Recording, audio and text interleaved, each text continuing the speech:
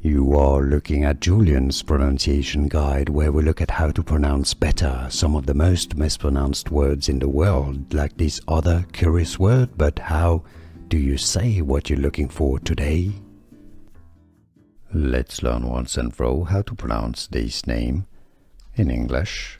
If you want to learn more names from Game of Thrones, character names, stay tuned. I've got more videos for you coming up, pronounced in English as Amory. I know some people say Amory, no, Amory Lorch.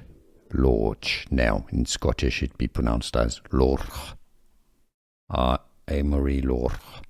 But in English, Amory Lorch. Here are more videos on how to pronounce more confusing words and names too many mispronounced. Like this video if you found it useful. I appreciate your support. I'll see you soon and thanks for watching.